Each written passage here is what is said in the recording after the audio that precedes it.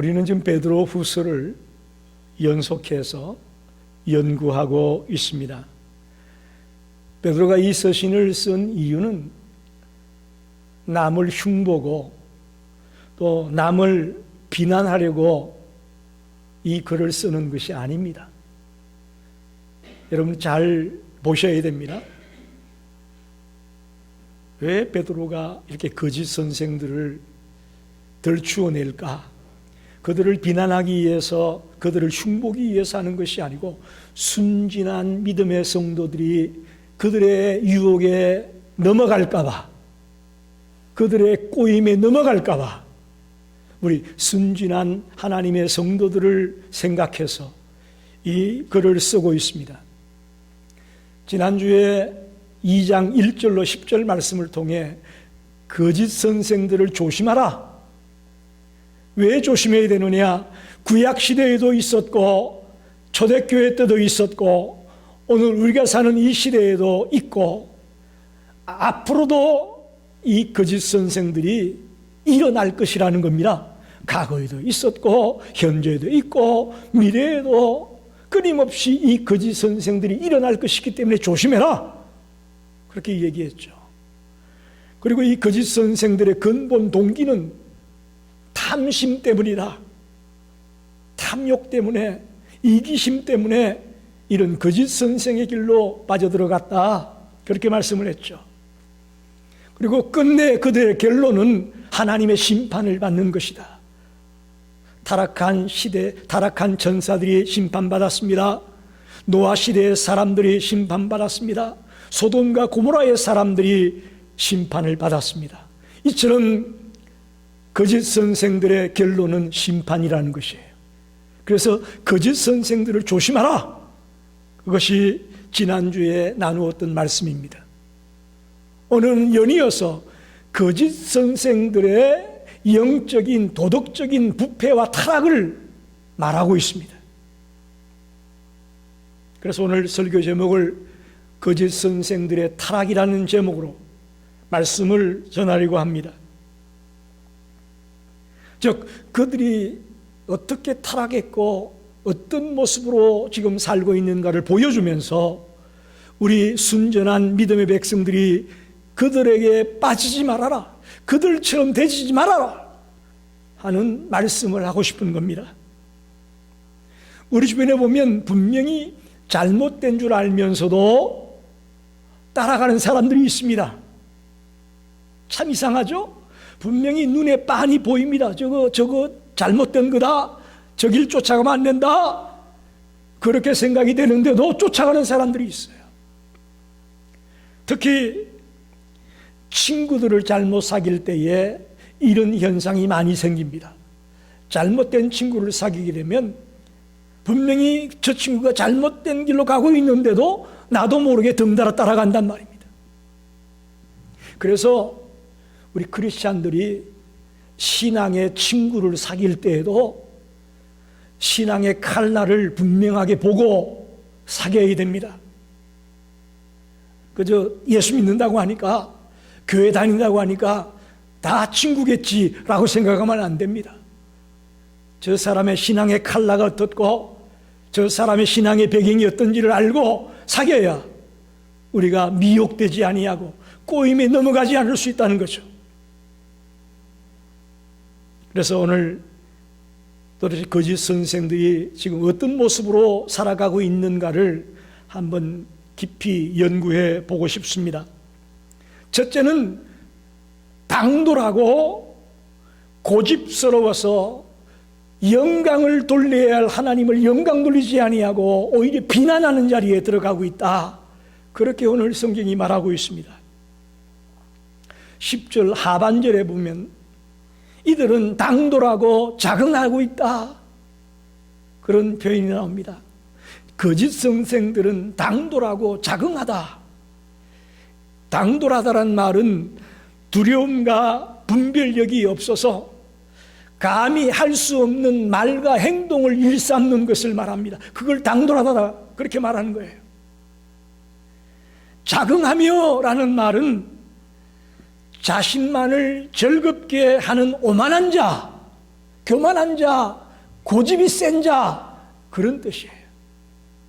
그런 자를 일컬어서 당돌하다, 자긍하다, 그렇게 말하고 있습니다. 그러다 보니 이들은 마땅히 하나님께 영광을 돌려야 될 것인데, 하나님 앞에 찬양과 경배를 올려야 됨에 마땅함에도 불구하고 오히려 그분들을 비난하고 욕한다는 것이죠. 하나님, 예수 그리스도, 성령님, 이런 분들이 마땅히 영광받아야 될 분들임에도 불구하고 오히려 그들을 헐뜯고 비난하고 무시하고 경시하는 자리에 들어가고 말았다, 그런 말입니다.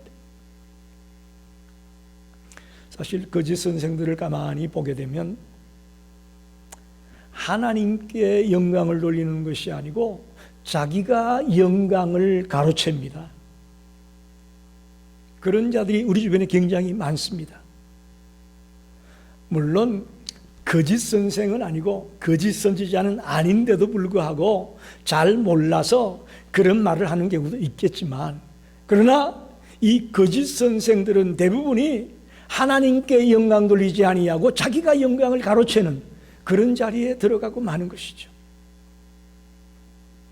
그래서 참 강단에서는 목사들이 말을 조심해야 됩니다. 자칫하면 하나님을 드러내지 못하고 자기가 그 영광을 가로챌 때가 있다라는 거죠. 아마 여러분도 요즘은 부흥회가 좀 많이 시들해졌지만 과거에는 우리 한국교회, 이민교회 부흥회가 봄, 가을로 꼭 있었어요. 1년에 한두 번은 꼭 부흥회들을 했죠. 그 부흥 강사들이 와서 하는 말 중에 이런 말들이 있습니다. 내가 어디 가서 집회를 했는데 그때 내가 손을 얹고 기도했더니 암 환자가 나섰어. 그리고 내가 어떤 교회 가서 집회하는 중에 결혼한 지 10년 가까운데 아직 아이가 없어서 끙끙거리는 부부가 있어가지고 내가 그 부부를 앞에 앉혀놓고 간절히 기도했더니 임신을 했어. 좋은 말씀입니다. 좋은 말씀입니다만은 하나님의 역사로, 하나님의 능력으로 이런 기적이 있었음을 말하지 아니하고 내가 기도할 때에 내가 어떻게 했더니 이런 표현으로 전락되는 안타까움이 있습니다. 여기서 말하는 이런 분들이 꼭 거짓 선생이라 거짓 선지자라 그런 얘기는 아닙니다. 그러나 간혹 이런 잘못된 표현으로 거짓 선지자들이 하는 것처럼 하나님의 영광을 가로채서 자기가 영광을 받는 그런 자리에 들어갈 수 있다는 것이죠. 그 이유가 바로 당돌하고 자긍하기 때문에 그렇습니다. 무서운 게 없는 거예요. 그래서 할 말 못할 말 다 하는 겁니다. 자긍한다고 했죠. 자기밖에 몰라요. 그래서 고집이 세고 아주 교만하기 그지없는 그런 형태를 보여주는 것이 거짓 선생이다, 그렇게 말합니다. 11절에 보니까 더 큰 힘과 능력을 가진 천사들이라도 주님 앞에서 그들을 거슬러 비방하지 않는데, 즉 온전한 천사들을 말합니다. 이건 타락한 천사가 아니고 주님을 돕는 온전한 천사들, 그들은 인간보다도 능력이 있고 힘이 세고 경건한 자들이죠. 힘이 있습니다. 또 능력이 있습니다. 사람하고는 비교할 수 없는 그런 능력을 가진 자들이 온전한 천사들이에요. 그들도 하나님을 비방하지 않는데, 그들도 하나님 앞에 영광을 돌리고 있는데 어떻게 감히 인간이 영광을 돌리지 아니하고 비방을 할 수 있느냐? 그런 표현을 하고 있습니다. 굉장히 깊이 있는 말씀입니다. 하물며 인간보다도 월등한 천사도 하나님을 찬양하고 하나님을 비방하지 않는데 어떻게 연약하기 그지없는 우리 인간들이 하나님을 비방하고 하나님께 영광을 돌리지 않느냐라고 베드로는 강력하게 지적하고 있습니다. 거짓 선생들의 첫 번째 모습은 당돌하고 고집스러워서 하나님께 영광을 돌려야 할 텐데 하나님께 영광을 돌리지 않고 하나님을 비방하는 자리에 빠져 있다, 그렇게 말하고 있습니다. 두 번째는 때와 장소에 상관없이 연락을 즐기고 있다, 그렇게 13절에 말하고 있습니다. 거짓 선생들은 자기의 불의한 행위대로 심판을 받게 됩니다. 12절 마지막에 그들이 멸망하게 될 것이다, 이렇게 말하잖아요. 그것은 그들이 불의를 행했기 때문에 하나님의 심판이 있다라는 겁니다.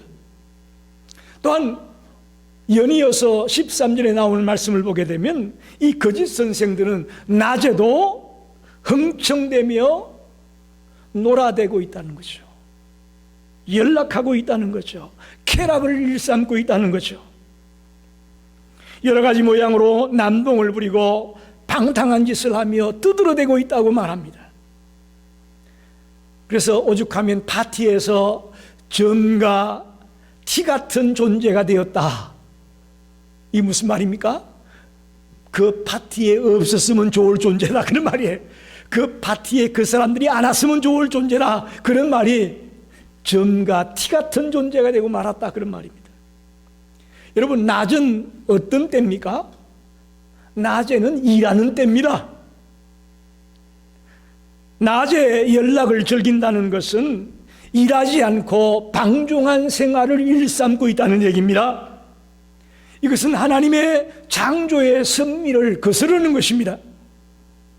하나님께서 6일 동안 천지만물을 창조하기 위해 열심히 일했습니다. 그리고 7째 날 안식하셨죠. 인간은 하나님의 형상대로 지음받은 존재입니다. 이것은 우리가 하나님 아버지를 닮았다는 얘기입니다. 그래서 우리는 하나님을 본받아 살아야 되는 존재죠. 그런데 어떻게 낮에 일하지 아니하고 흥청망청 놀면서 지낸다, 이것은 하나님의 형상대로 지음받은 인간의 모습이 아니죠. 그리고 여러분 보세요. 낮에 흥청망청 놀려면 돈이 있어야 되잖아요. 이 거짓 선생들은 돈이 어디서 나왔을 것 같습니까? 방법은 한 가지밖에 없습니다. 14절에 보니까 다른 성도들이 일하고 얻은 재산을 불의한 방법으로 약탈하는 거예요. 갖가지 술수로 굳세지 못한 성도들, 즉 믿음이 약한 성도들을 유혹해서 자신들이 먹고 즐길 수 있는 비용을 충당했다, 그런 말이죠. 어린 성도들을, 영적으로 연약한 성도들을 유혹해서 그들로부터 빼앗아서 그것 가지고 낮에 연락을 즐기고 있는 그런 거짓 선생들의 모습을 지적하고 있습니다. 이들은 자신의 불법으로 자신의 불의한 배를 채우는 악하기 거지없는 자들입니다. 이들의 결국은 하나님의 저주와 진노가 기다리고 있다, 그렇게 말하고 있습니다. 세 번째는 15절에 보니까, 14절에 보니까 거짓 선생들은 음란하고 탐욕스럽다, 그렇게 말합니다. 음란하다, 음심이 가득한 눈을 가지고 있다, 그런 표현을 쓰고 있습니다. 여러분, 저를 보세요. 술 취하고 방탕한 자리에 빠지게 되면 자연적으로 따라오는 것이 있습니다. 그게 음욕이 발동하는 거예요. 우리가 드라마나 영화 같은 것을 보게 되면 이런 표현을 자주 보게 되죠. 야, 내가 어젯밤에 술 먹고 사고 쳤다, 이런 얘기를 많이 하죠. 술 먹고 방탕하면서 따라오게 되는 것이 음욕이라는 거예요. 이 특별히 거짓 선생들은 올바른 사상과 신앙을 갖지 못했기 때문에 기독교의 규범을 떠나서 탈선행위를 하는 것이 아무런 죄의식이 없습니다. 그래서 음심이 가득한 눈을 가지고 있다, 그렇게 표현합니다. 범죄하기를 쉬지 않는다. 재짓기를 쉬지 않는다, 그런 말입니다. 특별히 굳세지 못한 영혼들을 유혹한다. 이들은 자기들만 타락하는 것이 아니고, 이게 중요해요, 여러분. 거짓 선생들은 자기들만 타락하고 자기들만 부패한 것이 아니고, 이 신실한 성도님들, 순전한 하나님의 백성들도 그들처럼 그렇게 되기를 원하는 거예요. 그게 무서운 거예요. 특별히 믿음이 약한 자, 초신자, 부녀자, 이런 사람들이 대상이에요. 믿음이 흔들리기 쉬운 그런 자들을 대상으로 공략해서 자기와 같이 그런 타락의 자리에, 그런 부패한 자리에 들어가기를 유혹하고 있다는 거예요. 동조자를 찾고 있습니다. 자기만 죄짓고 심판받는 것이 두려워서 그런지 모르겠지만 하여튼 자기처럼 그렇게 동조하기를 원하고 있다는 거죠. 기가 막힌 것은 탐욕에 연단된 마음을 가지고 있다. 여러분, 이게 무슨 말이에요? 탐욕에 연단된 마음을 가지고 있다. 연단이라는 것은 훈련, 단련 이런 것인데, 보통 운동선수들이 시합에 나가기 전에 철저하게 운동을 해서 자기를 단련하지 않습니까? 그렇게 훈련되지 않으면 실제 경기에 나가서 절대 싸워 이길 수가 없죠. 그런 걸 보고 우리가 연단한다, 단련한다 그렇게 말하는데, 이 거짓 선생들은 탐욕을 연단했다는 거예요. 욕심을 채우는 일을 계속 연습해가지고 그 탐욕의 전문가가 됐다, 그런 말이에요. 별의별 전문가가 다 있어요. 예? 여러분, 세 번째 그 거짓 선생들의 타락의 모습이 음욕과 탐욕으로 가득 차 있다는 겁니다. 특별히 탐욕으로 단련이 돼 있어가지고 웬만큼 남의 걸 빼앗아 가지고는 성이 안 찰 정도로 탐욕의 전문가가 돼 있어요.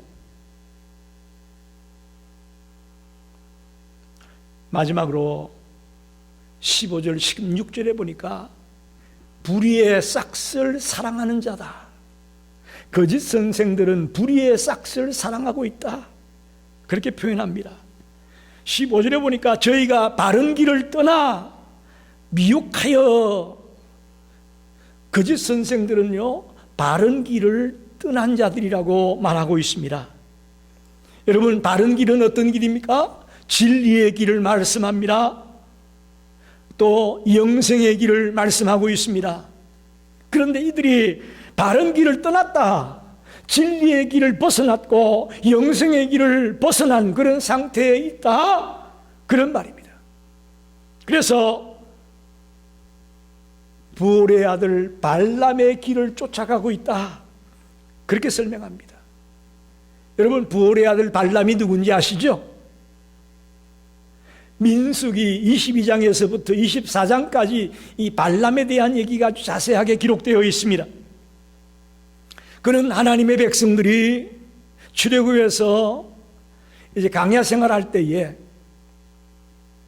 당시에 모압 왕 발락이라는 자가 돈으로 발람을 유혹하죠. 즉 발락의 돈에 유혹돼서 이스라엘을 축복하는 게 아니고 어디를 축복해요? 모압을 축복하라는 거예요. 이건 도저히 하나님의 선지자로서는 있을 수 없는 일 아닙니까? 하나님의 택한 백성인 이스라엘 백성들을 축복하고 또 축복해야 될 그가 이스라엘은 축복하지 아니하고 하나님을 모르는 그 이방인인 모압족들을 축복하는 일에 돈에 눈이 얻어서 미혹을 당했다, 그런 말이에요. 물론 하나님의 역사로, 하나님의 방해로 모압을 축복하지 못합니다. 예? 즉 모압 왕 발락의 뜻대로 되지는 않습니다. 그러나 발람은 거의 90% 이상 넘어갔어요. 90% 이상 넘어가가지고 그 불의의 싹스에 눈이 빠져가지고 거의 다 넘어갔다고요. 성경이 이렇게 말하죠. 말 못하는 짐승인 나귀가 사람의 음성을 내어 발람의 미친 짓을 막습니다.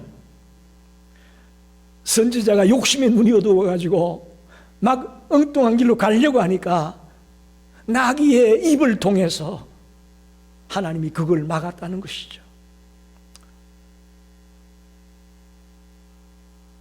참 말 못하는 그 짐승이 말을 하면서 짐승 같은 모습으로 살려고 하는 인간을 지적한 이 지적이야말로 오늘 우리가 도전받아야 됩니다.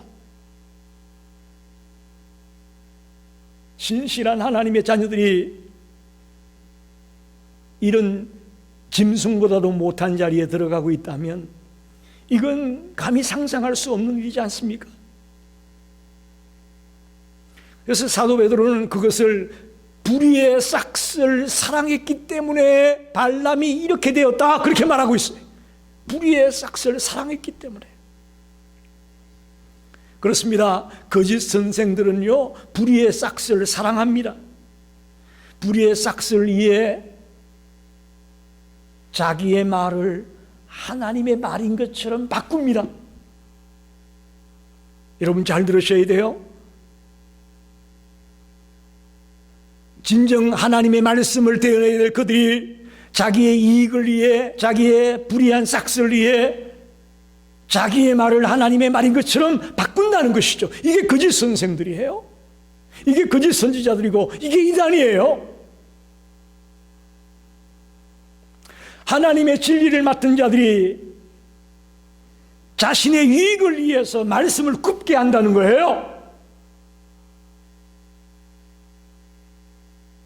잘못되었으면 아이고 주님 잘못했습니다, 내가 어리석었습니다라고 고백을 해야 될 터인데 그 말씀을 바꾸어 가지고 잘못이 없는 것처럼 꾸민다는 거죠. 합리화시킨다는 거죠. 이것이 다만 말씀을 전하는 교회 목사들에게만 해당된다고 생각하면 안 됩니다. 베드로전서 2장에 보니까 여러분 모두는 왕 같은 제사장입니다. 할렐루야. 기독교는 만인 제사장설을 믿습니다. 구약시대는 제사장만 이 지성소에 들어갔죠. 그러나 신약시대에 예수님이 십자가에 못 박히면서 휘장을 찢어버렸잖아요. 누구든지 예수 그리스도를 믿는 자들은 주님 앞에 나아가서 고백하고 대화하고 교제할 수 있는 그런 특권을 받은 왕 같은 제사장 된 것입니다. 여러분들이 이 말씀에 동일하게 해당이 된다는 것을 기억하셔야 됩니다. 육신적 성도들도 육신의 이익 때문에 하나님의 말씀을 왜곡하고 하나님의 말씀을 나에게 맞는 것은 받아들이고 맞지 않는 것은 배척하는 그런 일이 있을 수 있다는 거예요. 여러분 한번 묻습니다. 성경 읽으면서 좋은 성경 구절이 나오면 밑에 빨간 색연필로 긋고 그러시나요? 그게 잘하시는 거예요. 그죠? 그런데 안타까운 것은 대부분의 성도들이 그 말씀 중에 축복에 대한 얘기, 뭐 이런 나에게 좀 이익이 되고 좋은 얘기는 빨간 줄을 잘 긋는데 주님이 경고하는 말씀을 하고 십자가를 지고 나를 따라와라, 십자가 져야 된다, 고난받아야 된다 이런 말에는 밑줄을 안 그어요. 그렇습니까? 안 그렇습니까? 솔직히 우리가 그렇거든요. 정말 마음을 열고 겸손한 마음으로 하나님이 무슨 말씀을 하든지 내가 받겠습니다라는 그런 심정으로 말씀을 받는 게 아니고 나에게 유익이 되고 나에게 뭔가 좀 힘이 될 것 같은 말에는 밑줄을 긋고 경고하는 말, 근면하는 말, 십자가 따라야 된다, 십자가 져야 된다 이런 말이 나오면 우리가 못 본 척하고 지나간다는 거예요. 그것이 이 불의의 싹을 따라갔던 발람과 다를 것 없다는 거예요. 여러분 주일마다 설교 들을 때에 제가 가만히 보니까 그래요. 성도들이 이렇게 설교에 집중을 안 하다가 자기하고 좀 관련이 되는 얘기가 나오면 그때 고개를 번쩍 쳐들고 들어요. 예를 들면 이거 예를 드는 거예요. 자기가 비즈니스 하는 사람이다. 근데 이게 딴전 피우고 졸고 이러다가 비즈니스에 대한 얘기가 나면 갑자기 고개를 탁 쳐들고 그걸 듣는다는 거예요. 여러분, 모든 말씀이 나를 향한 말씀이라고 듣게 되기를 바랍니다. 오늘 이 조 목사 저에게 설교하는 거예요. 이 말씀이 조 목사와는 상관이 없고 여러분에게만 해당되는 말씀으로 전한다면 저는 싹군 목사일 거예요. 이 말씀은 나에게 주는 말씀도 되는 거예요. 사모에게도 우리 모두에게도 다 이 말씀이 지금 주님이 주시는 메시지인 거예요. 그래서 어떤 말씀이 떨어지든 그 말씀에 순종하며 그 말씀대로 살아가려고 결단하는 역사가 일어날 때에 그게 은혜 받은 거죠. 그게 바르게 말씀을 들은 거죠. 그런데 이렇지 못하다면 우리는 발람의 길을 따라가고 있는 것이고 불의의 삭스를 사랑해서 가고 있는 것과 똑같다는 것입니다. 여러분, 거짓 선생 저 멀리 아프리카에 있을 것 같아요? 저 멀리 남미에 가 있을 것 같습니까? 거짓 선생이요, 우리 바로 옆에 바짝 붙어 있어요. 그걸 알아야 돼요. 결코 뿔 달린 모습으로 삼지창을 들고 눈에 보이는 그런 모습으로 우리 앞에 나타나지 않아요. 비슷해요. 이단도 여러분 가보세요. 거기 간판 붙여놓은 거 보면요, 기독교 대한 감리회 그러듯이, 대한 예수교 장로회 그러듯이요, 대한 예수교 장로회 그러고 이름 붙여놨어요. 겉으로 보기엔 나 그냥 교회 같단 말입니다. 뿔 그려놓고 삼지창 들고 있고 그래서 이단이야 구분하는 거 아니에요. 동일해요. 겉으로 보기에는. 그들은 늘 성도들 가까이 있습니다. 그러면서 때로는 아주 성경이 박식하고 성경 지식이 뛰어나고 때로는 또 경건해 보이기까지도 합니다. 그렇게 위장하고 나타나서 믿음이 약한 자들을 미혹하고 흔들어대고 있어요.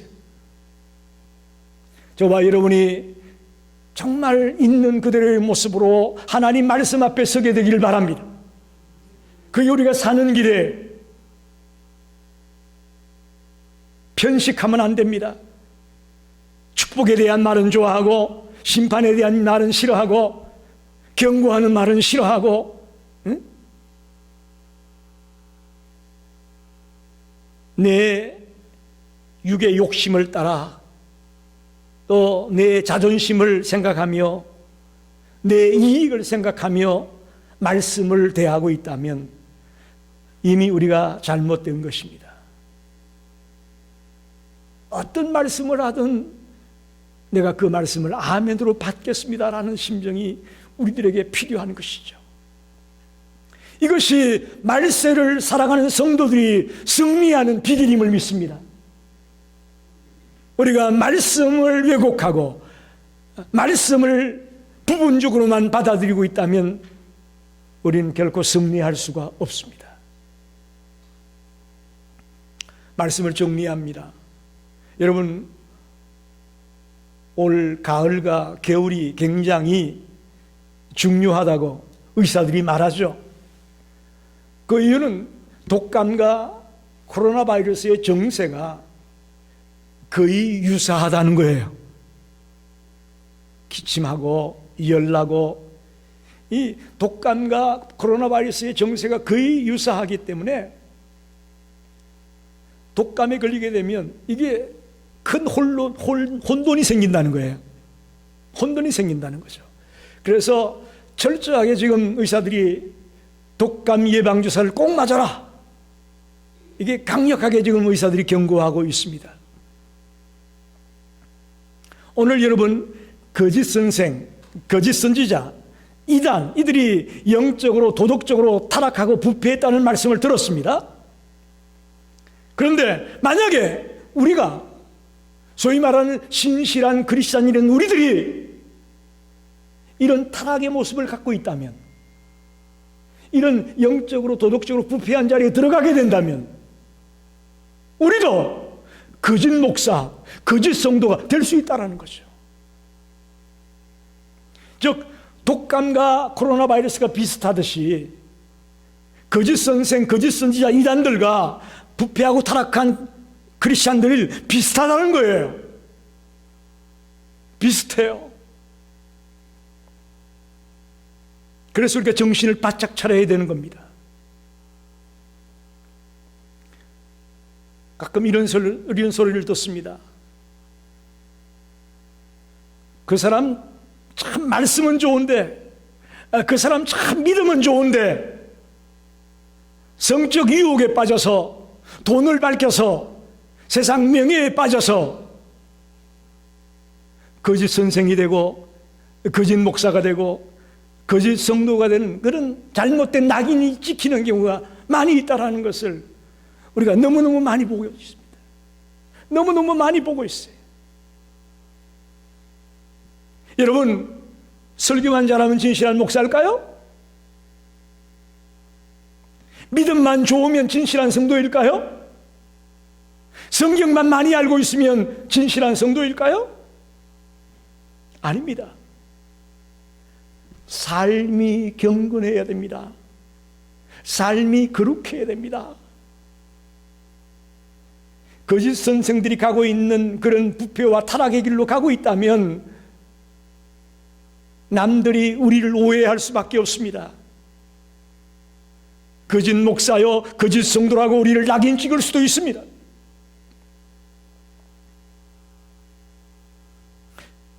그런 분도 있었죠. 성적인 범죄를 저질러서 교회에서 이제 물러나게 되어졌는데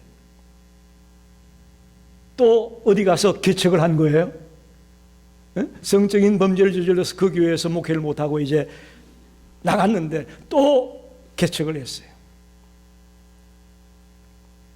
그러면서 그분이 하는 합리화시키는 말이 뭐냐? 다윗도 밧세바와 그런 불륜을 저질러 난 이후에 회개하고 사함받지 않았느냐? 그러니 나도 사함받았으니 다시 한다. 참 어려운 얘기예요. 우리가 한번 타락과 부패로 낙인이 찍히게 되면 회복이 참 어렵습니다. 회복이 어렵습니다. 오늘 베드로후서 2장 10절로 16절에 나오는 이 말씀이 그저 거짓 선생들 이야기다, 이단들의 얘기다 라고만 생각하면 안 돼. 오늘 바로 나의 얘기고 오늘 나의 문제를 지적하고 있는 거예요.